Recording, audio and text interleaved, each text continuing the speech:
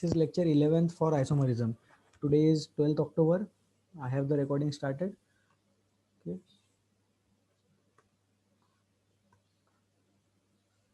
क्या हो गया, पढ़ाने के पहले ही डाउट आ गया?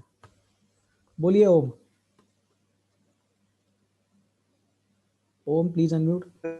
का SP3 SP2 वो भी एक्सप्लेन कर देना। हाँ वही SP SP2 SP3. अभी मैंने मेरा ही वीडियो रिकॉर्डिंग देखा यूट्यूब पे. SP SP2 SP3 ये जो 3 कॉलम ऐसे बनाए थे ना, वो वाला डिस्कस करेंगे और फिर आगे वाला कंटेंट करेंगे. ठीक है. ठीक है, तो अपन हाइब्रिडाइजेशन देखते हैं. अपने को 3 हाइब्रिडाइजेशन काम में आते हैं, sp3 sp2 और sp. और भी हाइब्रिडाइजेशन होते हैं, लेकिन ऑर्गेनिक केमिस्ट्री में सबसे ज़्यादा इंपॉर्टेंट, मतलब सबसे ज़्यादा इंपॉर्टेंट क्या, ऑर्गेनिक केमिस्ट्री में 3 ही हाइब्रिडाइजेशन अपन यूज़ करने वाले हैं, sp3 sp2 और sp. ठीक है, तो sp3 वाला जो स्ट्रक्चर रहता है वो टेट्राहेड्रल स्ट्रक्चर रहता है. तो 2 चीज़ें होती है यहाँ पे, हमें पता होना चाहिए कि एक तो रहता है ज्योमेट्री और एक तो रहता है शेप. तो इसके इन दोनों के बीच में डिफरेंस आप लोगों को पता होगा, तो मैं बता देता हूँ. शेप जो रहता है वो शेप अपन सिर्फ बॉन्ड पेयर के रिस्पेक्ट में लेते हैं, और जो ज्योमेट्री रहता है वो bond pair plus lone pair दोनों के रिस्पेक्ट में होता है. मतलब ज्योमेट्री जो होता है वो एक्चुअल चीज होता है, और शेप जो हमें दिखाई दे रहा है. ऐसा अज्यूम करो कि लोन पेयर अपने को दिखाई नहीं देंगे क्योंकि वो इलेक्ट्रॉन है, लेकिन बॉन्ड तो अपने को दिखाई देंगे, है ना. तो इसका एक बहुत अच्छा एग्जाम्पल है, सिंपल सा केस है, हाइड्रोजन, सॉरी हाइड्रोजन नहीं, वाटर, एक्वा. तो वाटर का ज्योमेट्री कैसा रहता है? वाटर का ज्योमेट्री टेट्राहेड्रल रहता है. तो मैं यहाँ पे टेट्रा एच लिख देता हूँ और मैं ब्रैकेट में लिख देता हूँ ज्योमेट्री. ठीक है. और फिर वाटर का जो शेप रहता है, वाटर का शेप वी शेप रहता है, या बेंट शेप बोलते हैं उसको. तो ये चीज आप लोगों को पढ़ाई गई होगी. तो वी शेप आगे मैं ब्रैकेट में लिख देता हूँ शेप, या फिर बेंट शेप, ऐसा अपन इमेजिन करें. तो वाटर के केस में क्या हो रहा है? वाटर के केस में ऑक्सीजन का एटम है, ऐसा ऑक्सीजन का एटम लिख दिया, इधर एक हाइड्रोजन का एटम लगा दिया, इधर से दूसरा हाइड्रोजन का एटम लगा दिया, और 2 लोन पेयर अपन ने लगा दिए. बराबर. तो चीजें कितनी दिखाई दे रही है? चीजें 4 चीजें दिखाई दे रही है. तो 4 चीजें मतलब sp3. अभी ये कोई रूल नहीं है, ये कोई कंसेप्ट नहीं है, ये एक ट्रिक है. ठीक है, तो अपन ट्रिक के अकॉर्डिंग सोचे. ऑर्गेनिक केमिस्ट्री में ट्रिक से अपना काम हो जाएगा, एक भी प्रॉब्लम नहीं आएगा अगर आप ये ट्रिक लगाते हो तो. लेकिन ऑर्गेनिक के टाइम पे, इनऑर्गेनिक केमिस्ट्री में ऐसे ट्रिक्स मत लगाना, इनऑर्गेनिक वाले मना करेंगे, क्योंकि उसमें sp3d वगैरह बहुत सारी डिफरेंट डिफरेंट कंडीशंस आ जाती है. ठीक है, तो sp3 का ये एक एग्जांपल है. वाटर का एग्जांपल बहुत अच्छा है. वाटर का शेप होता है बेंड शेप, और वाटर का ज्योमेट्री होता है टेट्राहेड्रल ज्योमेट्री. ठीक है, और ज्योमेट्री जो होता है, जैसे 4 चीजें हैं, तो 4 चीजों को अरेंज करने के लिए अपने को sp3 फॉर्मेट टेट्राहेड्रॉन यूज करना पड़ता है. और 3 चीजें रही तो we use trigonal planar format. 2 चीजें रही तो वी यूज लीनियर फॉर्मेट. तो ये चीज भी आप लोगों ने पढ़ी होगी. इसका जो आर्टिकल है, करस्पॉन्डिंग आर्टिकल केमिकल बॉन्डिंग में, उसको VACPR बोलते हैं. It is called as VACPR theory, valence shell electron pair repulsion. ढूंढ लेना, पढ़ लेना, समझ लेना, डाउट हो तो पूछ लेना. ठीक है, तो VACPR के अकॉर्डिंग अगर 4 चीजें रही तो sp3, 3 चीजें रही तो sp2, और एक चीज रही, सॉरी 2 चीजें रही तो sp. एक अकेला रहेगा तो उसका हाइब्रिडाइजेशन नहीं लिखते अपन. तो हाइड्रोजन जो रहता है, हाइड्रोजन नेवर अंडरगोज हाइब्रिडाइजेशन, क्योंकि उसमें एक ही ऑर्बिटल है. Since it is having only one orbital, so hydrogen will not undergo hybridization. Hybridization के लिए कम से कम 2 ऑर्बिटल्स की रिक्वायरमेंट रहती है. ठीक है, तो ये अपना हो गया. इसको डिलीट कर देते जल्दी से.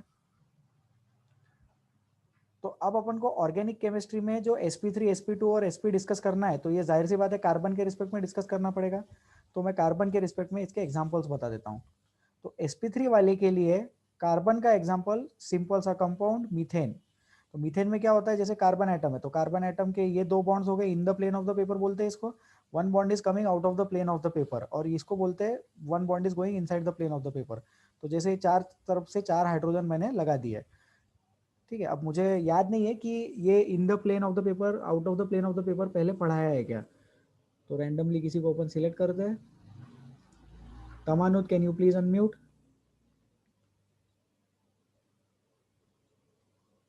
तमानुद, आर वी कनेक्टेड? नहीं है. कोई हाथ उठा लो जो मेरी आवाज सुन पा रहे हैं. Yes sir. हाँ तमानुद, ये स्ट्रक्चर देखा है पहले, सॉलिड वेज, डैश वेज, ये चीजें सुनी है पहले मेरे? Yes sir. मैंने पढ़ाया है ना. हाँ सर. हाँ okay, thank you so much. तो सॉलिड वेज मतलब coming out of the plane. हाँ बराबर, ऐसा बोला था, coming out of the plane of the paper, लेकिन यहाँ पे स्क्रीन बोलेंगे. क्लास में जब पढ़ाते थे तब बोर्ड बोलते थे. तो out of the plane of the board and going inside the plane of the board. तो एवरी एंगल इज 109 डिग्री. हर एंगल का वैल्यू कितना है? 109.28 डिग्री है. 109 बोलो, 109.28 बोलो, 109 डिग्री 28 मिनट बोलो, एक ही बात है. ठीक है, तो ये स्ट्रक्चर है sp3 टेट्राहेड्रल स्ट्रक्चर है, मैं यहाँ पे लिख भी देता हूँ, इसको बोलते हैं टेट्राहेड्रल स्ट्रक्चर। अब क्योंकि इस कार्बन एटम पे लोन पेयर्स नहीं है तो इसका ज्योमेट्री भी टेट्राहेड्रल हो जाएगा और इसका शेप भी टेट्राहेड्रल हो जाएगा, बराबर है, क्योंकि उस पे लोन पेयर तो है ही नहीं। अगर लोन पेयर रहा तो प्रॉब्लम आता है ना शेप और ज्योमेट्री में। शेप और ज्योमेट्री डिफरेंट कब आता है? जब लोन पेयर वाली कंडीशन आती है। इस केस में लोन पेयर है ही नहीं, कार्बन एटम पे लोन पेयर है ही नहीं, तो शेप और ज्योमेट्री सेम ही रहने वाला है, टेट्राहेड्रल ज्योमेट्री या टेट्राहेड्रल शेप। ओके, फिर sp2 वाला कार्बन, और एक एग्जांपल देख लेते हैं sp3 का, सिंपल सा। जैसे दो कार्बन एटम इमेजिन कर लो, जैसे ये हो गया कार्बन कार्बन CH3 चलेगा। तो ये जो दोनों कार्बन एटम्स है ये दोनों का हाइब्रिडाइजेशन sp3 है, तो ये दोनों टेट्राहेड्रल कार्बन एटम्स है, दोनों का हाइब्रिडाइजेशन क्या है? sp3 है।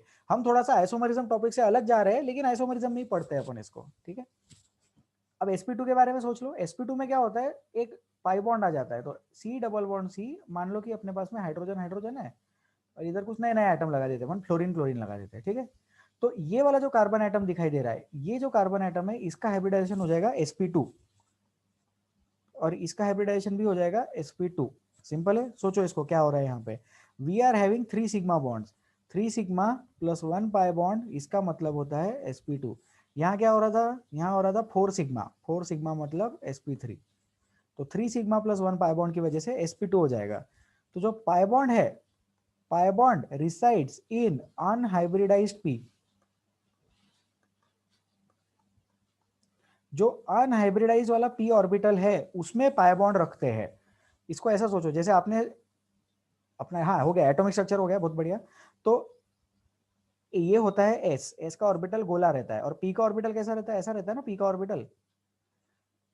तो एक s और दो p, ये सब ने मिलके sp2 बनाया, लेकिन एक p जो था वो अलग बच गया।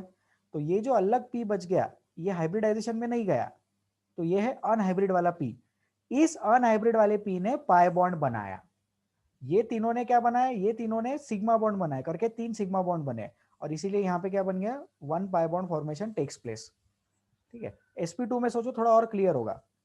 sp2 में कैसा रहता है? 2 पाई बॉन्ड रहते हैं और 2 सिग्मा बॉन्ड रहते हैं, 2 सिग्मा प्लस 2 पाई बॉन्ड्स, ठीक है। तो sp2 में जैसे कार्बन है, ट्रिपल बॉन्ड, कार्बन हाइड्रोजन, इधर से भी एक हाइड्रोजन लगा दिया अपन ने, तो ये है 2 सिग्मा और 2 पाई वाली कंडीशन। तो 2 सिग्मा रहेंगे sp में, जैसे 2 sp हाइब्रिड ऑर्बिटल थे ना इसमें, दो sp hybrid orbitals, 2 sp hybrid orbitals बनाते हैं 2 सिग्मा बॉन्ड, और 2 अनहाइब्रिड वाले जो p बच गए, जिनको हाइब्रिडाइजेशन में जाने का मौका नहीं मिला, 2 अनहाइब्रिड p ऑर्बिटल बनाएंगे 2 पाई बॉन्ड, ठीक है। तो कैसा रहता है कि जैसे जो 2 सिग्मा बॉन्ड है, तो ये देखो, ये एक सिग्मा बॉन्ड है, ये एक दूसरा सिग्मा बॉन्ड है, बराबर, और ये 2 बन गए पाई बॉन्ड, ठीक है। तो ये जो 2 पाई बॉन्ड रहते हैं एक दूसरे को परपेंडिकुलर रहते हैं, तो एक पाई बॉन्ड ऐसा आएगा और दूसरा पाई बॉन्ड ऐसा आएगा। वो p आप लोगों ने देखा होगा ना, वो परपेंडिकुलर रहता है एक दूसरे को, 90 डिग्री दिखा रहा हूं मैं यहाँ पे। तो both the pi bonds are perpendicular to each other. sp2 में the pi bond is perpendicular to the plane of the molecule. Pi bond कैसा है? प्लेन ऑफ द मॉलिक्यूल के परपेंडिकुलर है। sp में मॉलिक्यूल खुद कैसा है? sp में तो मॉलिक्यूल लीनियर ही है, sp में मॉलिक्यूल लीनियर है। एक पाई बॉन्ड आएगा इस वाले प्लेन में और दूसरा पाई बॉन्ड आएगा कुछ तो भी ऐसा, हाँ ये अच्छा दिख रहा है, दूसरा पाई बॉन्ड आएगा उसके परपेंडिकुलर। तो दोनों पाई बॉन्ड एक दूसरे के परपेंडिकुलर हो गए। यहाँ पे मॉलिक्यूल कैसा है? यहाँ पे मॉलिक्यूल प्लेनर मॉलिक्यूल है, और इसमें पाई बॉन्ड कैसा रहेगा? इसमें पाई बॉन्ड ऐसा coming out of the plane going inside the plane रहेगा, ठीक है। और इसमें पूरे के पूरे 6 atoms, 1 2 3 4 5 6, all the 6 atoms are planar, all the 6 atoms are planar. इसमें all the 4 atoms are linear. चारों के चारों एटम क्या है? चारों के चारों एटम सेम लाइन में रहते हैं, all the 4 atoms are linear in sp। ठीक है, ठीक है, डाउट्स पूछ लो।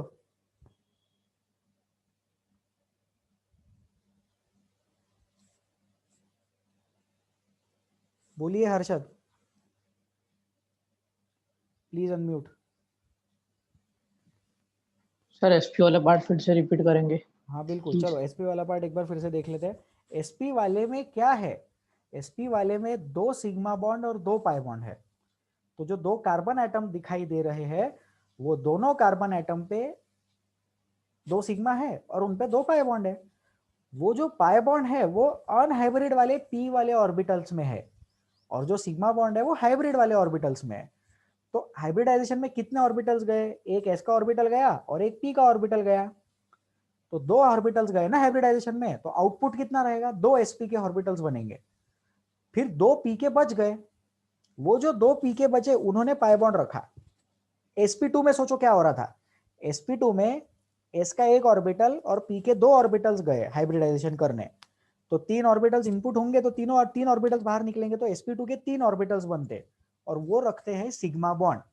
तो बचे कितने p, एक ही p बचा जो अनहाइब्रिड बच गया, उसने बनाया पाई बॉन्ड। और sp3 में क्या है, 4 ऑर्बिटल इनपुट हुए तो चारों ऑर्बिटल बाहर निकलेंगे तो चारों सिग्मा बॉन्ड बनाते हैं। तो चारों जब सिग्मा बॉन्ड बनाएंगे तो उसमें पाई बॉन्ड बनने की जगह ही नहीं है क्योंकि कार्बन में एक s है और 3 p है। तो ऐसा कंपेयर करो तीनों में। फिर sp वाले में बॉन्ड एंगल रहता है 180 डिग्री, ये तो आपने लर्न ही किया होगा कि sp वाले में 180 डिग्री, sp2 में 120 डिग्री, sp3 में 109 डिग्री। अब sp वाले में अगर बॉन्ड एंगल 180 डिग्री है तो क्या हम लॉजिक लगा सकते हैं कि जो चारों एंगल्स, चारों एटम्स होंगे, हाइड्रोजन कार्बन कार्बन हाइड्रोजन, क्या ये चारों एटम्स लीनियर होंगे, एक ही लाइन में होंगे। sp2 में 6 एटम्स जो है वो प्लेनार है। तो सोचो sp से sp2 में गए तो लीनियर से प्लेनार बने, sp2 से sp3 में गए तो प्लेनार से 3D शेप में चले गए अपन। ऐसा एक एक डायमेंशन बढ़ रहा है हमारा, sp वाला लाइन जैसा, sp2 वाला प्लेन जैसा, sp3 वाला स्ट्रक्चर 3D जैसा, स्पेस जैसा। अनफॉर्चुनेटली sp4 होता नहीं है, अगर sp4 होता तो वहां पे अपन 4 डायमेंशन स्पेस में चले जाते। ठीक है, फिर sp वाले में जो 2 हाइब्रिड ऑर्बिटल्स है उन्होंने रखे सिग्मा बॉन्ड, तो जो 2 अनहाइब्रिड वाले p ऑर्बिटल्स है उन्होंने पाई बॉन्ड बनाए। और कितने पाई बॉन्ड बनेंगे, फिर 2 पाई बॉन्ड बनेंगे। और दोनों पाई बॉन्ड में क्या है, इलेक्ट्रॉन्स है, तो electron electron try to repel each other. तो पाई बॉन्ड जो रहेंगे एक दूसरे को परपेंडिकुलर रहेंगे, both the pi bonds will be perpendicular to each other.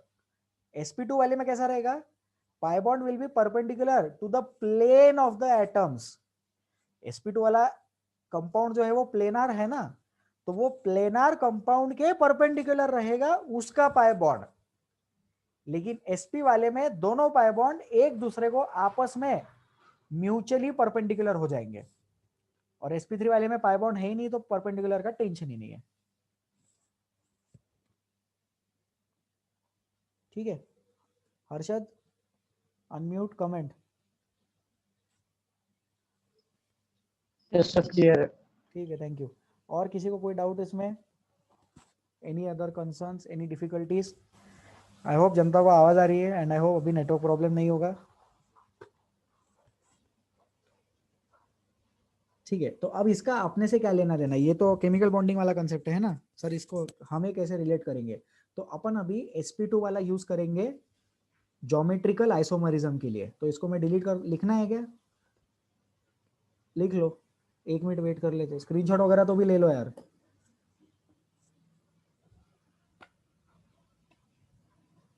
sp sp2 sp3 chemical bonding से रिवाइज करना और उसको यहाँ पे रिलेट करना।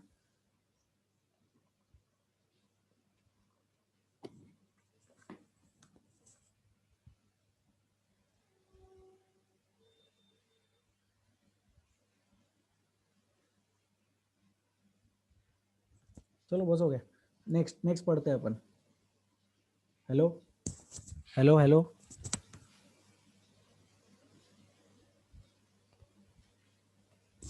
Can you hear me? आवाज आ रही है तो हाथ उठाए।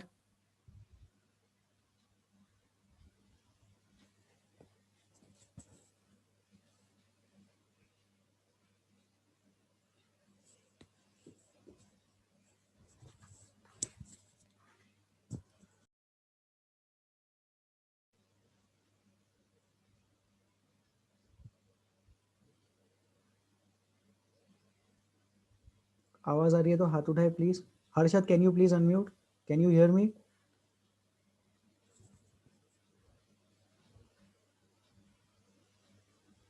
Yes, I can hear you. Okay, कहाँ तक सुन लिया था आपने? सर ये वो SP3 SP2 ये सब हो गया था। अच्छा, हो गया था ना, ठीक है ठीक है, we will continue. Yes sir. Shreya, कोई डाउट है क्या आपको? श्रेया, सर कैन यू आप प्लीज? सर आपने स्क्रीन शेयर की है क्या? हाँ किया है, नहीं आया क्या? हाँ अभी आ गई। अभी आ गई तो रुको, अपन अभी थोड़ा, आई। हाँ अपन टाइम लैग चेक करेंगे। हर्षद, अनम्यूट मत करना, सॉरी अनम्यूटेड ही रहना। यस मैं सर। बोर्ड पे लिख रहा हूँ, आप बताएंगे क्या दिख रहा है।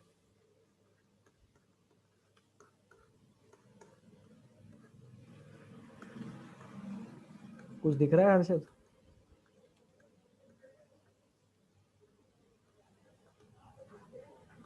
Harshad, please unmute and tell me if you can see the board.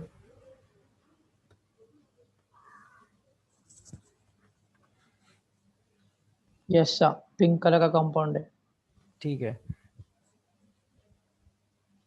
Harshad, मैं अभी और एक कंपाउंड बना रहा हूँ, आप बताइए कि वो कंपाउंड दिख रहा है क्या। जैसे ही आपको कुछ भी स्क्रीन पे दिखाई दे मुझे बताओ। Yes sir. यस सर, दिखा अभी। सर 3 कार्बन की चेन है। अबे यार, 3 कार्बन है क्या? ठीक है, अभी साइकिल हो गया। ओके ठीक है, थोड़ा वॉइस लैग है, I will try to take care of this. Thank you Harshad, आपको म्यूट करते हैं अभी।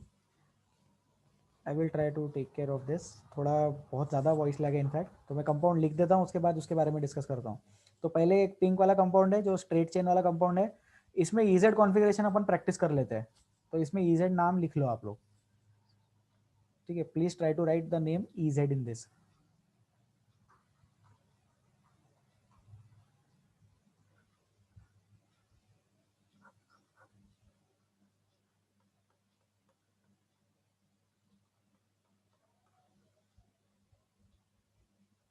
आंसर्स देने के लिए हाथ उठाए।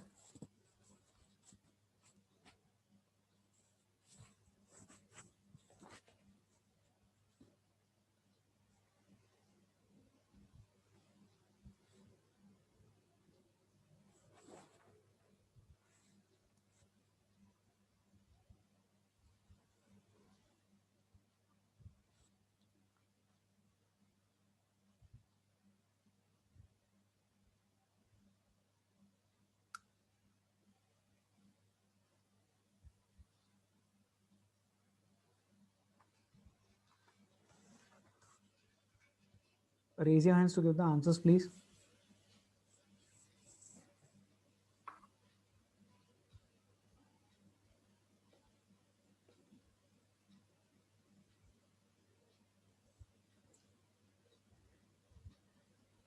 Okay Shantanu, please answer. Pink वाला कंपाउंड ई होगा या जेड होगा? तो ऊपर वाला जेड होगा। अच्छा ठीक है, नीचे वाला? सर नहीं सर, नीचे वाला नहीं किया। अच्छा ठीक है, अपन डिस्कस कर लेते हैं ऊपर वाला कंपाउंड। तो ऊपर वाले कंपाउंड में नंबरिंग कर देते हैं, इसको नंबर 1 मिलेगा, इसको नंबर 2 मिलेगा, एंड इधर Cl को 1 नंबर मिलेगा और इसको 2 मिलेगा। तो ये वाला कंपाउंड सिस जैसा हो गया, तो ये Z हो गया, ठीक है। So the answer is Z। Simple सा सीक्वेंस है, सिंपल सा मेथड है, जिसमें क्लोरीन को 1 नंबर देंगे, CH3 को 2 नंबर देंगे। राइट साइड वाले कार्बन पे जो कार्बन आइटम है उस पर एक्स्ट्रा कार्बन आइटम है, ऊपर वाले कार्बन आइटम पे हाइड्रोजन ग्रुप से, हाइड्रोजन आइटम से, इसलिए उसको 2 नंबर देंगे। नीचे वाला कंपाउंड आप लोग देखें, नीचे वाले कंपाउंड का आंसर सिस हो जाएगा, बराबर है, क्योंकि ये जेड भी बोल सकते हो आप लोग। जैसे ए और बी को दोनों साइड ए को सेम नंबरिंग मिलेगा और बी को सेम नंबरिंग मिलेगा। तो एक कंसेप्ट मैंने पढ़ाया था, मुझे याद आ रहा है कि मैंने पढ़ाया था सिग्मा बॉन्ड रोटेशन। तो सिग्मा बॉन्ड के अबाउट रोटेशन पॉसिबल है, और डबल बॉन्ड के अबाउट क्या हो जाता है, रोटेशन रिस्ट्रिक्ट हो जाता है। तो डबल बॉन्ड के अबाउट भी रोटेशन रिस्ट्रिक्ट होता है, और रिंग के अबाउट भी रोटेशन रिस्ट्रिक्ट होता है। रिंग के अबाउट रोटेशन रिस्ट्रिक्ट होता है, उसकी वजह से ये वाले कंपाउंड में ज्योमेट्रिकल आइसोमरिज्म एग्जिस्ट करेगा। Rotation is restricted along the double bond, double bond पर रोटेशन रेस्ट्रिक्ट होता है, इसीलिए उस चीज को डबल बॉन्ड रेस्ट्रिक्टेड रोटेशन बोलते हैं, मतलब रोटेशन नहीं हो रहा है वहां पे। और इसीलिए ये वाला जो कंपाउंड है साइक्लोहेक्सेन वाला, इस कंपाउंड को अपन सिस बोलेंगे। क्या बोलेंगे इस कंपाउंड को? सिस, क्योंकि सिस वाला ट्रांस में कन्वर्ट नहीं हो सकता, दोनों अलग अलग मॉलिक्यूल्स बन जाएंगे। भले ही मॉलिक्यूलर फॉर्मूला सेम है but the compound will be different, compound जो है वो डिफरेंट हो जाएगा। ठीक है, जो स्क्रीन पे दो कंपाउंड्स है, दो एग्जांपल है छोटे छोटे, उसमें कोई doubt, any difficulties? Shantanu please ask. Sir फिर हम ऐसे बोल सकते हैं ना कि सिंगल बॉन्ड वाले कंपाउंड में ज्योमेट्रिकल आइसोमेरिज्म कभी एग्जिस्ट नहीं करेगा? बिल्कुल बिल्कुल, डेफिनेटली बोल सकते हैं। सिंगल बॉन्ड वाले कंपाउंड में ज्योमेट्रिकल आइसोमेरिज्म एग्जिस्ट नहीं करता है। तो सोचो, डबल बॉन्ड वाले कंपाउंड में ज्योमेट्रिकल आइसोमेरिज्म एग्जिस्ट करता, सिंगल बॉन्ड वाले कंपाउंड में कन्फर्मेशन एग्जिस्ट करता। याद करो, स्टीरियो आइसोमेरिज्म के 3 टाइप्स बताए थे, optical isomerism, geometrical isomerism and conformation. तो जो कन्फर्मेशन है, कन्फर्मर्स, वो चीज अपन सिंगल बॉन्ड में पढ़ने वाले हैं। ठीक है शांतनु, और कोई doubt? No sir. Okay, thank you. और किसी को कोई डाउट? इसमें सिंपल सा क्वेश्चन था, अपन ने प्रैक्टिस किया। ठीक है, इसको डिलीट करें। अब ध्यान से देखेंगे सब लोग। तो अगर अपने पास में कुछ ऐसा स्ट्रक्चर हो जाए जिसमें C डबल बॉन्ड C है और उसमें और एक अपन ने C डबल बॉन्ड C लगा दिया, तो सबसे पहले तो मुझे ये कार्बन एटम्स के हाइब्रिडाइजेशंस बता दो आप लोग। तो अपन जैसे हाइड्रोजन CH3 लिख देते हैं और यहाँ पर भी अपन हाइड्रोजन CH3 लिख देंगे। तो please tell me the hybridizations of all the carbon atoms in this compound. Raise your hands to give the answer.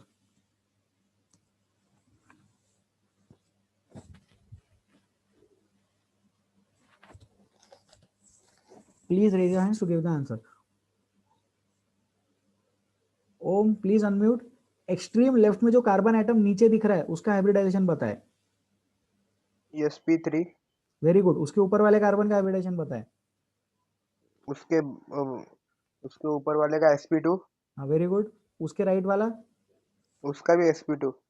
ठीक है, ये sp हो जाएगा। अब मैं पढ़ाऊंगा इसको, आगे बोलो।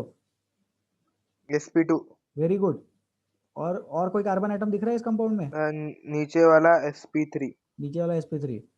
ठीक है, तो बीच वाला जो कार्बन एटम है उसका sp हाइब्रिडाइजेशन है, sp2 हाइब्रिडाइजेशन नहीं है। इधर देखे, ट्रिपल बॉन्ड वाले में डबल बॉन्ड आएगा आंसर वो। नहीं, देखो ना, ट्रिपल बॉन्ड वाले में अपन क्या बोलते हैं? 2 सिग्मा और 2 पाई, इसलिए sp बराबर है। ओम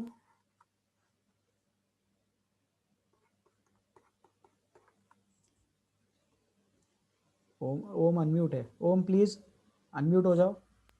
हाँ यस सर। हाँ, तो ऊपर वो देखो, उधर एसिटिलीन दिख रहा है। Yes sir. एसिटिलीन में 2 सिग्मा और 2 पाई बॉन्ड है। Yes sir. तो फिर उसका हाइब्रिडाइजेशन कितना है? sp। sp, very good. अब वो नीचे वाला कंपाउंड देखो, नीचे वाले कंपाउंड में जो बीच का कार्बन एटम है उसको ध्यान से देखो। उस नीचे वाले कंपाउंड के एक लेफ्ट हैंड साइड में sigma pi, right hand side में सिग्मा पाई, बरोबर? तो ये भी हो जाएगा। मतलब सर अगर 2 डबल बॉन्ड दिखे तो फिर वो sp हो जाएगा। बस, बहुत बढ़िया। ये ट्रिक है, लेकिन ये ट्रिक सिर्फ कार्बन के लिए यूज करना, इनऑर्गेनिक केमिस्ट्री में यूज मत करना। ऑर्गेनिक में यूज करना और सिर्फ कार्बन के लिए यूज करना। ठीक है? Yes sir. ओके, तो इधर मैं वो ट्रिक लिख देता हूँ, म्यूट कर लो। 4 sigma bonds sp3, 3 sigma bonds sp2, 2 sigma bond sp। ये ट्रिक है, कंसेप्ट नहीं। ये ट्रिक सिर्फ कार्बन के लिए यूज करे, इनऑर्गेनिक केमिस्ट्री में ना यूज करे। तो बीच वाला जो कार्बन है वो sp बन गया, ये अपने को समझ में आ गया यहाँ पर। ठीक है, अब वो कार्बन sp होने की वजह से क्या हो गया, ये वाला जो बॉन्ड हो गया ना, ये वाला बॉन्ड लीनियर हो गया लाइफ में। This bond is now linear, है ना? जैसे ये वाला कार्बन जो है, जिसको मैंने ऑरेंज सर्कल से मार्क किया, राइट वाला कार्बन, इसको भी मैंने ऑरेंज सर्कल से मार्क किया। तो ये दोनों कार्बन तो प्लेनर होंगे, लेकिन जो बीच वाला कार्बन एटम है वो लीनियर हो जाएगा। ठीक है, तो मान लो कि ये हाइड्रोजन, ये कार्बन और ये CH3 ये इन द प्लेन हो गए, तो इनके साथ में इसको भी इन द प्लेन आना पड़ेगा। लेकिन इधर इन द प्लेन आने की वजह से ये वाला आउट ऑफ द प्लेन चला गया, तो ये आउट ऑफ द प्लेन जाएगा, तो ये वाला भी आउट ऑफ द प्लेन जाएगा और ये वाला भी आउट ऑफ द प्लेन चला जाएगा। और यहाँ पे मैं इन द प्लेन लिख देता हूँ, इसको भी इन द प्लेन लिख देता हूँ, इसको भी इन द प्लेन लिख देता हूँ। तो आप समझे कि अगर 2 पाई बॉन्ड्स है तो ये वाले कार्बन एटम को देखो कैसा हो रहा है। राइट साइड जो लेफ्ट साइड वाला कार्बन एटम है उसके साथ तो वो इन द प्लेन है स्ट्रक्चर वाइज, तो उसका बॉन्ड कैसा होगा, तो उसका जो बॉन्ड होगा वो coming out and going inside the plane होगा। तो यहां पे हम बॉन्ड बनाएंगे कुछ इस तरह से, बोर्ड के परपेंडिकुलर, लेकिन जो राइट साइड वाला कार्बन एटम होगा उसके साथ जो अपन बॉन्ड बनाएंगे वो बनाएंगे बोर्ड के parallel in the plane of the board. और उसकी वजह से ये जो CH3 और H ग्रुप है, तो CH3 आ जाएगा coming out of the plane और H चला जाएगा गोइंग इनसाइड द प्लेन। और ये यहाँ पे ये जो H और CH3 है, ये H और CH3 इन द प्लेन ही रहेंगे। तो क्या आपको ये समझ में आ रहा है कि जो लेफ्ट वाला कार्बन एटम है वो लेफ्ट वाला carbon atom in the plane of the paper है, लेकिन राइट वाला जो कार्बन एटम है उसके जो ग्रुप्स लगे हैं वो घूम गया, तो वो थोड़ा सा नहीं, पूरा ही 90 डिग्री पे चला गया। दोनों पाई बॉन्ड्स, जो बीच वाला कार्बन एटम है sp वाला, बीच वाला कार्बन एटम जो sp वाला है, उसके जो पाई बॉन्ड्स रहेंगे वो म्यूचुअली परपेंडिकुलर रखने पड़ेंगे। So those two pi bonds should be mutually perpendicular. इसीलिए जो आजू बाजू के जो ग्रुप्स है वो ग्रुप्स अफेक्ट हो गए। तो लेफ्ट साइड वाले जो ग्रुप्स है वो अगर इन द प्लेन कंसीडर करे तो राइट साइड वाले ग्रुप्स को आउट ऑफ द प्लेन जाना पड़ेगा, क्योंकि लेफ्ट वाले ग्रुप्स इन द प्लेन तो उसका पाई बॉन्ड आउट हो गया, फिर अगला पाई बॉन्ड इन हो गया तो अगले ग्रुप्स को आउट ऑफ द प्लेन जाना पड़ेगा। तो क्या ये चीज आपको समझ में आ रही है? प्लीज इसमें डाउट पूछे। मुझे नहीं पता कि लोगों को क्लिक हो रहा है या नहीं, लोगों को समझ में आ रहा है या नहीं समझ में आ रहा है, लेकिन मैं डाउट्स रिक्वेस्ट करता हूं, तो अगर डाउट है तो प्लीज हाथ उठा के पूछो। That is the only way जिससे मुझे पता चलेगा कि जनता को समझ में आ भी रहा है कि नहीं आ रहा है।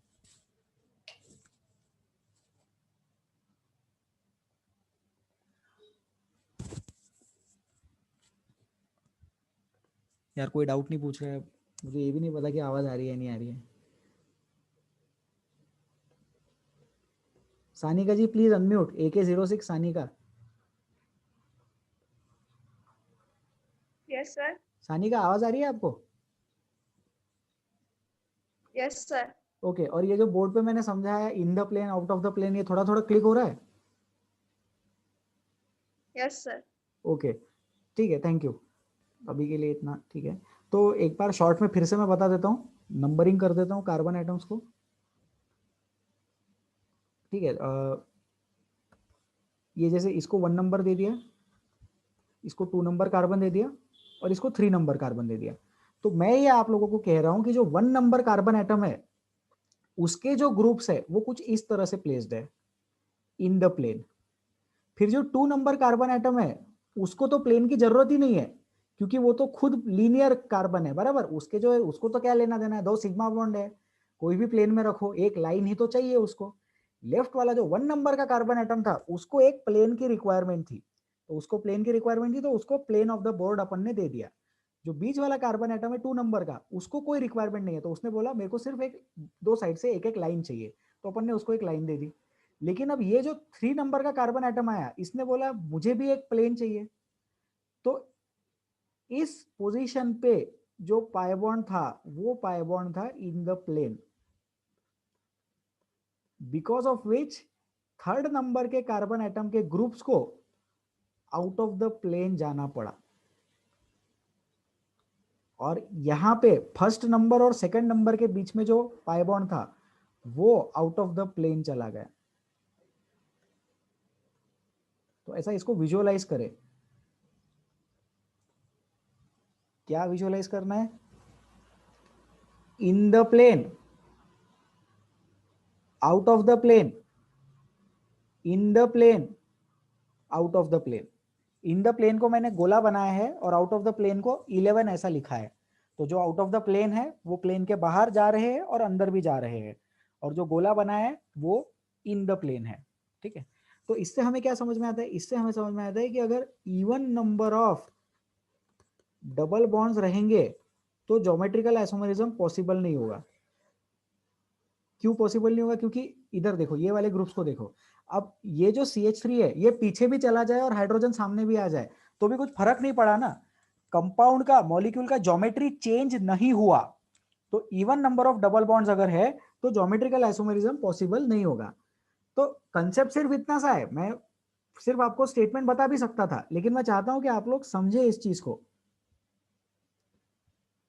Condition for double bond is odd number of pi bonds. सोचो एक पाई बॉन्ड था तब ज्योमेट्रिकल आइसोमरिज्म आ रहा था, 2 पाई बॉन्ड रहे तो नहीं आएगा, तो 3 वाले में फिर से आ जाएगा, क्योंकि 3 वाले में जो आउटर ग्रुप्स रहेंगे वो फिर से इन द प्लेन हो जाएंगे। तो जब कंडीशन इन द प्लेन की है तभी अपन उसको ज्योमेट्रिकल आइसोमरिज्म कंसिडर करें। Condition in the plane out of the plane की अगर आ गई तो ज्योमेट्रिकल आइसोमरिज्म एग्जिस्ट नहीं करेगा। तो आप इसको लिख ले, even number of double bonds में ज्योमेट्रिकल आइसोमरिज्म एग्जिस्ट नहीं करता है। सोचो स्टेटमेंट कितना इजी है, लर्न भी कर सकते हैं, लेकिन at this point of time मैं चाहता हूं कि जनता इसको समझे। मैं ये चाहता हूं कि आप लोग ये अंडरस्टैंड करें कि ये कैसे आया, इसके पीछे रीजन क्या था। तो रीजन ये था in the plane and out of the plane. यदि groups in the plane out of the plane चले जाते हैं तो ज्योमेट्रिकल आइसोमरिज्म पॉसिबल नहीं है, और अगर ग्रुप्स इन द प्लेन ही रहते हैं तो ही ज्योमेट्रिकल आइसोमरिज्म पॉसिबल होगा। ठीक है, तो डाउट्स, एनी डिफिकल्टीज, इसको लिख लो, please write this down. Shantanu please ask. तो उसमें क्यों नहीं हो सकता ज्योमेट्रिकल आइसोमरिज्म, अगर CH3 अंदर गया और H बाहर आया तो बोल सकते हैं ना। हाँ बराबर, ठीक है, तो कैसा है, ओरिएंटेशन चेंज हो गया तो। हाँ ओरिएंटेशन चेंज हो गया, लेकिन सोचो जब अपन ने ज्योमेट्रिकल आइसोमरिज्म डिस्कस किया था एक पाई बॉन्ड वाला, उसमें कैसा था, CH3 सेम साइड तो सिस, CH3 दूर दूर तो ट्रांस, बराबर है शांतनु। Yes sir. तो उसमें क्या था, CH3 के बीच का डिस्टेंस अपन ने मेजर किया था। तो मैं बोर्ड पे लिख रहा हूं ब्लू कलर में, लेफ्ट हैंड साइड में आप देखें, अगर एक कार्बन एटम, सॉरी एक डबल बॉन्ड है तो उसमें कैसा है, जैसे ए ग्रुप है तो ए और ए के ग्रुप के बीच में डिस्टेंस कितना है, सपोज x डिस्टेंस है, लेकिन अगर ये ए वाला ग्रुप ऊपर चला गया तो फिर डिस्टेंस बढ़ जाएगा ना, इसलिए ज्योमेट्रिकल आइसोमरिज्म बनता है। तो ज्योमेट्रिकल आइसोमरिज्म डिस्टेंस के अकॉर्डिंग डिफाइन किया गया है। यहां पे अगर ये वाला ग्रुप पीछे चला भी गया तो भी ये वाला ग्रुप इसके लिए तो उतने ही डिस्टेंस पे है जितना पीछे जाने के बाद रहेगा, क्योंकि वो चीज कैसा है, ये इन द प्लेन है और दूसरा वाला तो आउट ऑफ द प्लेन आ रहा है ना। तो ऐसा वेक्टर वाइज सोचे, फिजिक्स वाले वेक्टर सिखाते हैं ना, तो वैसा सोचो, one bond is in the plane, other bond is out of the plane, तो आउट ऑफ द प्लेन वाला आगे से सोचो या पीछे से सोचो सेम डिस्टेंस आएगा। शांतनु क्लिक हुआ क्या थोड़ा थोड़ा? यस सर, पूरा पूरा। अरे वाह, बहुत बढ़िया, मजा आ गया। Harshad please ask. तो स्टेटमेंट क्या थी, in even number of double bonds geometrical isomerism is not possible, and the second statement. Odd number of double bond में ज्योमेट्रिकल आइसोमरिज्म पॉसिबल रहेगा। अच्छा ठीक है, लिख लो। Okay sir. ओके ओके, और ये जो भी बोर्ड पे दिख रहा है ना, इसको लिख लो। अपन और मेथड ढूंढेंगे इसका, in future we may also work on some new method of explaining this concept. To be very honest, offline वाले क्लास में बहुत मजा आता है ये टॉपिक में। आई होप जनता को भी मजा आ रहा हो। थोड़ा जल्दी लिखो।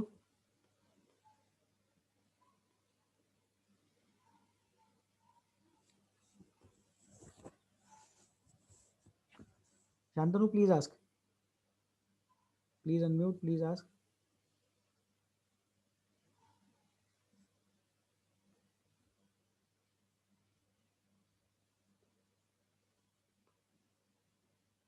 Shantanu, can you unmute?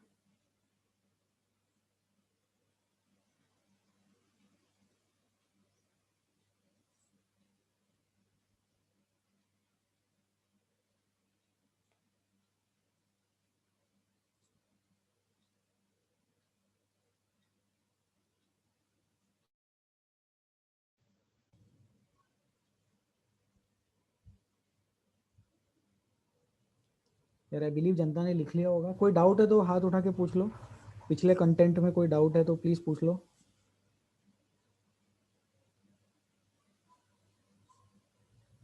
Yes, Shantanu, can you please unmute? Can you please ask?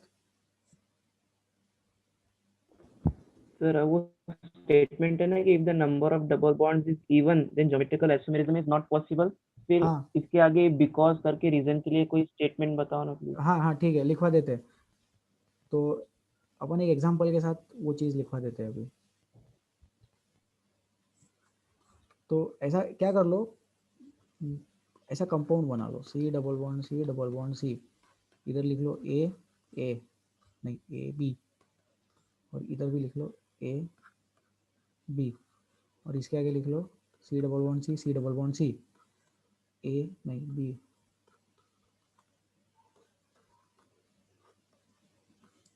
ठीक है, फिर इसके नीचे ऐसा सिस लिख लेना, सॉरी इसके नीचे ट्रांस लिख लेना, इसके नीचे सिस लिख लेना, और ऐसा बड़ा सा क्रॉस कर देना। लिखना ये ट्रांस नहीं है, ये सिस नहीं है, और उसका रीजन लिखना, distance of groups is same,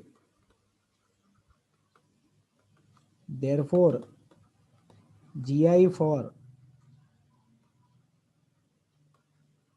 even, अरे यार हाँ, therefore GI for even number of double bond is not possible.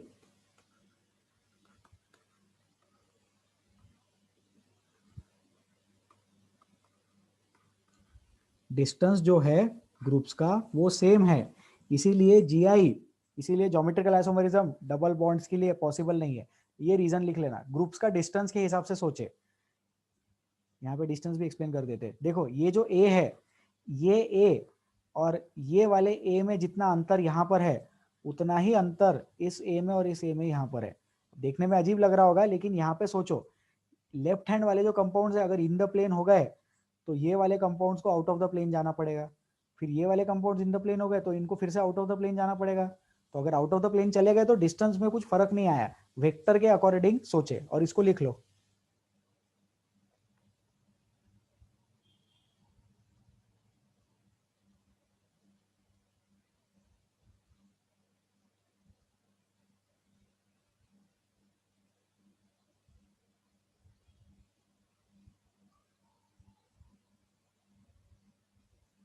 Difficulties, raise your hands.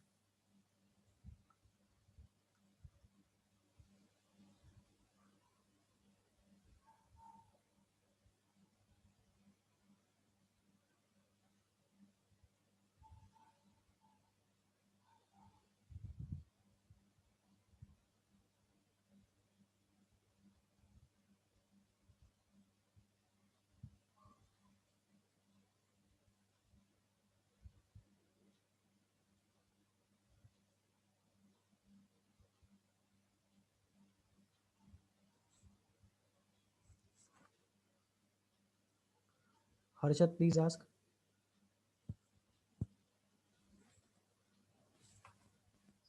Sir ये कॉन्सेप्ट अभी तो इतना क्लियर नहीं हुआ मुझे, लेकिन after solving few examples will it be clear और now only I should get it clear. हो जाएगा, थोड़े क्वेश्चंस प्रैक्टिस कर लेंगे तो हो जाएगा। we will practice the questions now, okay? Okay sir. ठीक है, हम अभी क्वेश्चन प्रैक्टिस करेंगे। Okay sir. ये इसको एक बार और अपन फिर से एक्सप्लेन करेंगे यार, इसके लिए कुछ ढूंढता हूँ मैं एक्सप्लेन करने के लिए ऑनलाइन। वीडियो वगैरह अगर मिल जाए ऑनलाइन तो थोड़ा बेटर रहेगा, मूविंग वीडियोस रहते हैं ना। ठीक है, तो ये हो गया डबल बॉन्ड 2 बार वाला, है ना, even number of double bond के लिए हो गया। ये कौन सी कंडीशन हो गई है? Even number of double bond में जीआई पॉसिबल नहीं है, जीआई नॉट पॉसिबल। ये लिख लिया सबने। नेक्स्ट पॉइंट देखते हैं। अब odd number of double bond देख लेते हैं। तो odd number of double bond में देखो कैसा रहेगा, सी डबल बॉन्ड सी और एक डबल बॉन्ड लगा दिया। अब ये जो 2 कार्बन आइटम्स है, ये दोनों कार्बन आइटम्स sp हो गए। ठीक है, ये दोनों कार्बन आइटम्स sp होने की वजह से ये जो ग्रुप्स आएंगे, जैसे ये ए group,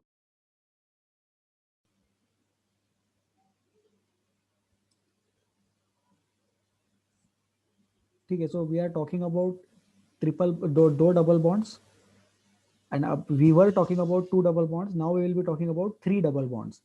We will be talking about groups when there are odd number of double bonds present in the compound. जिस compound में odd number of double bonds present रहेंगे, वो वाली चीजें अपन डिस्कस करते हैं। ओके,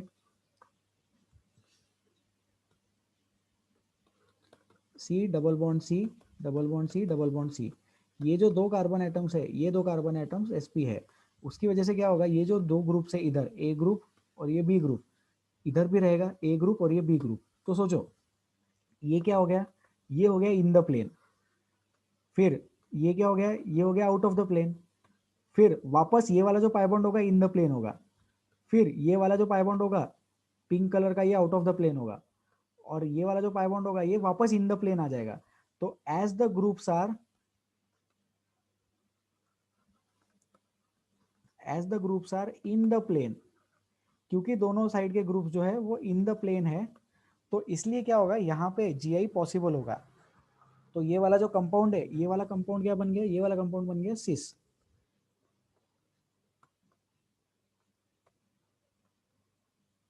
और इसी का अगर अपन ट्रांस बनाने जाए तो उसका ट्रांस कैसा बनेगा, C double bond C, double bond C, double bond C, और एक साइड के ग्रुप्स को चेंज कर लो और दूसरे साइड के ग्रुप्स को वैसे ही रहने दो। ठीक है, तो एक साइड के ग्रुप्स को चेंज कर दिया, दूसरे साइड के ग्रुप्स को वैसे ही रहने दिया, तो ये बन गया ट्रांस। तो आप लोग यहाँ पे लिख सकते हैं कि odd number of double bonds में जीआई जो है वो पॉसिबल है, और उसका रीजन यहाँ पे लिखा है as the groups are in the plane, same plane में है इसलिए यहाँ पे सिस और ट्रांस पॉसिबल है। तो ये वाला कंपाउंड है सिस और ये वाला कंपाउंड है ट्रांस। इसको लिख ले प्लीज, इसको लिख लो।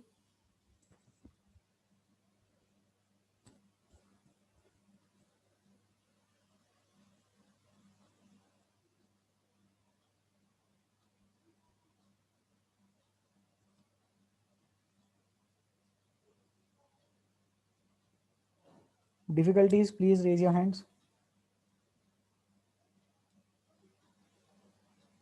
डाउट पूछने के लिए हाथ उठाए।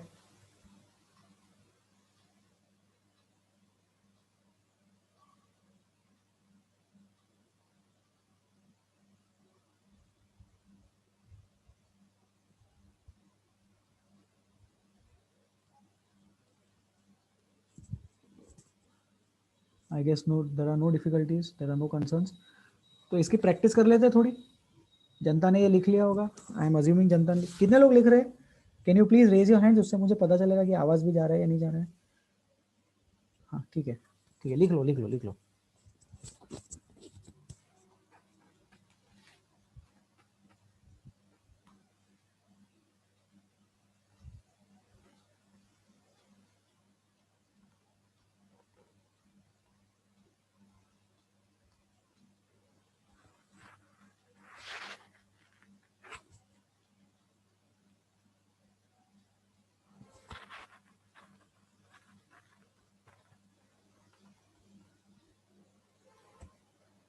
ठीक है, विल मूव अहेड। इसका एक प्रैक्टिस क्वेश्चन ले लेते हैं अपन। तो आपको बताना है ज्योमेट्रिकल आइसोमेरिज्म है या नहीं, और अगर है तो वो ई है या जेड है। F C L B R I, ठीक है, फिर ऐसे ही एक अपन बना लेते हैं सिंपल सा case, F C L B R I. तो ये वाला नो जी आई, यहाँ पे अपन लिख देंगे नो जी आई। क्यों no G I, because even number of double bonds, even number double bond होने के कारण ये चीज जीआई नहीं शो करेगा। बराबर है, तो फिर राइट साइड वाला देखते हैं। राइट साइड वाले में नंबरिंग कर लेते हैं। राइट साइड वाला तो जीआई शो कर सकता है, तो क्लोरीन को 1 नंबर मिलेगा, फ्लोरीन को 2 मिलेगा, आयोडीन को 1 मिलेगा, ब्रोमीन को 2 मिलेगा, तो this compound will be E. तो दिस शोज जीआई, और शोज जीआई है इसीलिए अपन ने उसका आंसर ई लिखा, क्योंकि तभी तो ई और जेड बन पाएगा। इस केस में ई भी नहीं लिख सकते और जेड भी नहीं लिख सकते, ये कंपाउंड जीआई शो करता ही नहीं है। Okay, so doubts, any doubts in this question, ये वाले कंपैरिजन में कोई डाउट?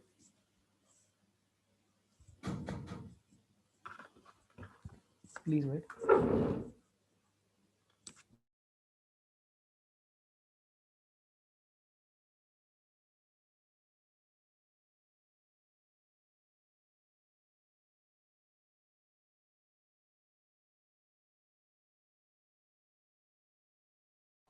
ठीक है, any difficulties in this question? कोई डाउट नहीं है, अपन आगे बढ़े, एक और क्वेश्चन लिखते हैं बोर्ड पे।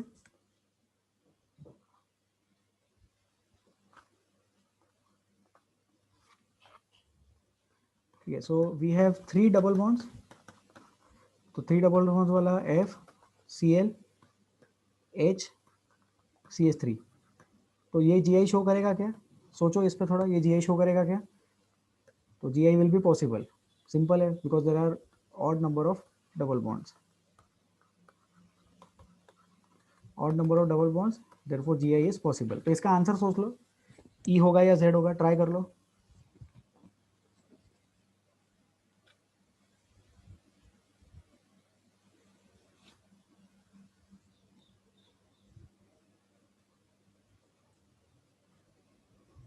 Raise your hands to give the answer.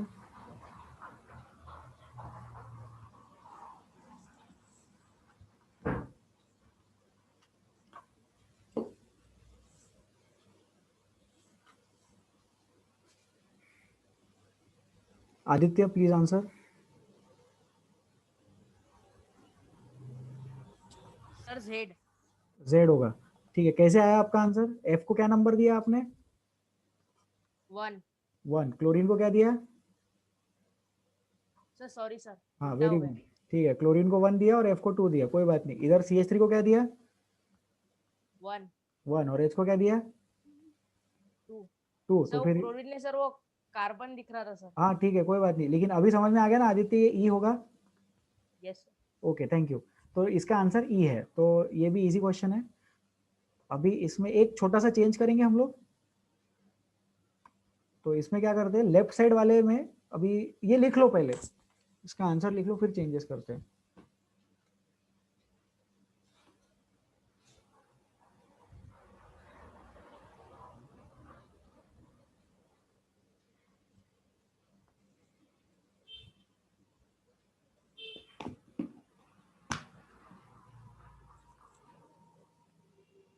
ठीक है, अभी चेंजेस करते हैं इसमें।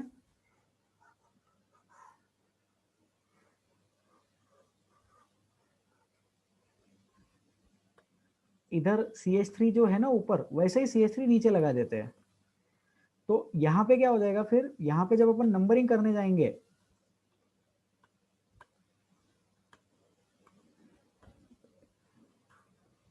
तो नंबरिंग करते वक्त यहाँ पे एरर आ जाएगा, यहाँ पे अपन नंबरिंग कर नहीं पाएंगे। तो इसमें लिखना नो GI, और उसका रीजन लिखना same groups are present on the carbon atom.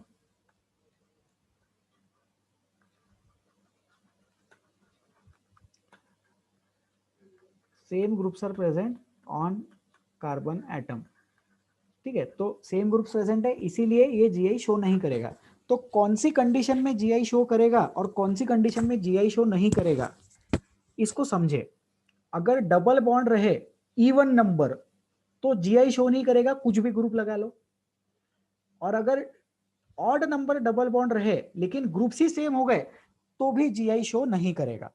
तो GI शो नहीं करने की 2 कंडीशंस, या तो even number of double bonds हो, या फिर एक ही कार्बन एटम पे दोनों ग्रुप्स सेम हो। तो ऐसी 2 कंडीशन, या फिर दोनों एक साथ हो जाए। अगर दोनों एक साथ हो गए तो भी वो GI शो नहीं करेगा, बराबर। तो इसलिए GI की कंडीशन समझे। Even number of double bond में GI पॉसिबल नहीं है, और सेम ग्रुप्स होंगे तभी भी GI पॉसिबल नहीं है। बोलिए हर्ष। सर इस कंपाउंड में अगर डबल बॉन्ड नहीं होता, अगर सिंगल बॉन्ड होता, तो GI बनता कि फिर भी नहीं बनता?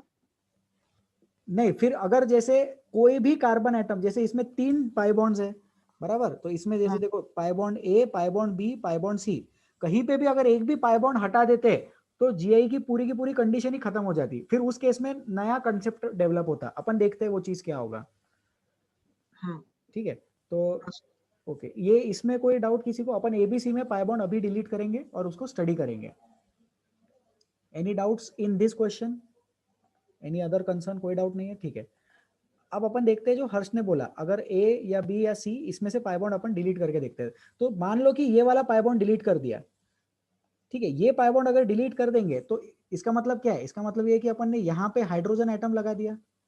फिर क्या हुआ? फिर 2 पाई बॉन्ड वाला क्वेश्चन बन गया। फिर 2 पाई बॉन्ड वाला क्वेश्चन मतलब जीआई शो नहीं करेगा, क्योंकि 2 पाई बॉन्ड है। क्लिक हो रहा है सबको? एक पाई बॉन्ड हटा देंगे तो 2 पाई बॉन्ड वाला क्वेश्चन बन गया ना, तो 2 पाई बॉन्ड वाला क्वेश्चन मतलब जीआई शो नहीं करेगा। फिर नेक्स्ट कंडीशन, हम यहां का पाई बॉन्ड रहने देते हैं और इधर का पाई बॉन्ड डिलीट करते हैं, तो उसमें क्या होगा? यहां से एक हाइड्रोजन लगाएंगे और यहां से एक हाइड्रोजन लगाएंगे, तो इस पाई बॉन्ड के अबाउट एक बार जीआई शो करेंगे और इस पाई बॉन्ड के अबाउट भी एक बार अपन जीआई शो करेंगे। तो इस वाले कोई कॉन्सेप्ट, इस वाले केस में कैसा आंसर आएगा? एक आंसर आएगा ई, एक आंसर आएगा EZ, एक आंसर आएगा ZE और एक आंसर आएगा ZZ। सोचो इसको, 2 पाई बॉन्ड्स अगर है हमारे पास में तो दोनों पे सिस या तो दोनों पे ट्रांस, पहले पे सिस दूसरे पे ट्रांस, या फिर पहले पे ट्रांस दूसरे पे सिस। तो ऐसे 4 कंपाउंड्स बनेंगे अगर 2 आइसोलेटेड पाई बॉन्ड्स होते हैं तो। इसको बोलते हैं आइसोलेटेड पाई बॉन्ड। अलग अलग है ना वो पाई बॉन्ड, एक दूसरे में लगे हुए नहीं है। ठीक है, तो इसमें EZ ZE EE ZZ ऐसा एक कंडीशन डेवलप हो जाता है। और थर्ड वाला केस देखो, थर्ड वाले केस में ये हटा दो, ये हटा दो, ये हटा दो। अगर अपन ये पाई बॉन्ड हटा दे और ये 2 पाई बॉन्ड रख दे तो फिर वापस 2 पाई बॉन्ड होने की वजह से नो जीआई। तो अगर हम पाई बॉन्ड्स डिलीट करते जाएंगे तो अलग अलग वेरिएशंस देखने को मिलेंगे। हर्ष प्लीज अनम्यूट करो और बताओ क्लिक हुआ क्या?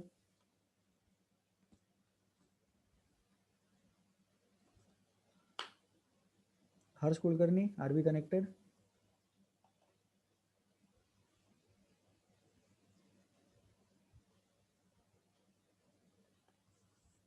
ओम प्लीज अनम्यूट। सर वो इसके पहले वाली कंडीशन एक्सप्लेन कर दो, वो दोनों साइड वाले में थी और हाँ डबल बॉन्ड और बीच में सिंगल हाँ, बॉन्ड था। बता देते अभी। ठीक है, देखो अभी कैसा है कि यहाँ पे राइट साइड का, एक्सट्रीम राइट साइड का पाई बॉन्ड हटा दिया तो नो जीआई, ये तो इजी है, ये सबको समझ में आ गया होगा।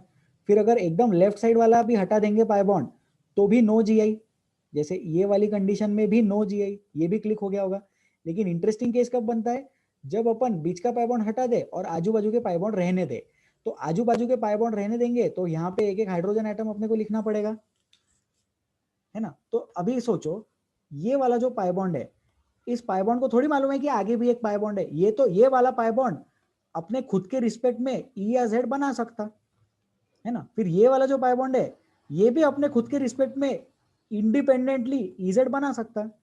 तो जो कंपाउंड्स बनेंगे, कैसे कैसे कंपाउंड बन सकते? इसके ई के साथ इसके दोनों आ सकते, इसके जेड के साथ भी इसके दोनों आ सकते। तो इसलिए 4 कंपाउंड्स बनेंगे, EE EZ ZE और ZZ।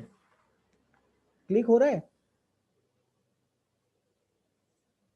ये किसने पूछा था? जिसने पूछा था हाथ उठाए प्लीज। Om please unmute.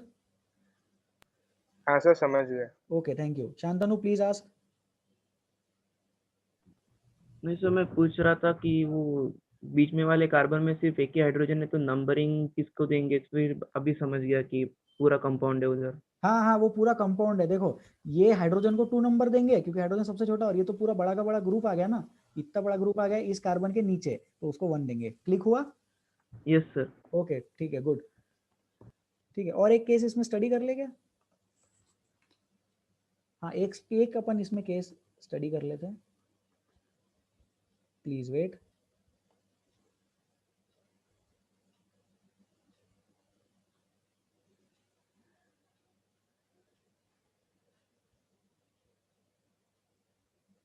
मान लो कि अगर यहाँ पे सिर्फ एक ही डबल बॉन्ड अपन रहने देते थे तो इसके रिस्पेक्ट में क्या होता था? तो इसके रिस्पेक्ट में भी अपन जीआई शो कर सकते थे, जैसे हाइड्रोजन ग्रुप और ये बड़ा सा ग्रुप और इधर साइड का बड़ा सा ग्रुप। तो फिर एक बीच का डबल बॉन्ड रहने दिया तो भी EZ पॉसिबल होगा। तो उस केस में भी ज्योमेट्रिकल आइसोमेरिज्म पॉसिबल है। ठीक है, आई होप ये जनता को क्लियर हो रहा है। Any doubts, any difficulties? कुछ पूछना है किसी को? कुछ नहीं पूछना है, वेरी गुड। ठीक है, तो that is sufficient for today. Next turn पे मिलते हैं, इसी को कंटिन्यू करेंगे। I will find out some better method to explain this in class. Okay, so I will stop the recording now. Thank you so much for attending the class. Next turn पे मिलेंगे, next कल हम लोग मिलने वाले हैं. Okay.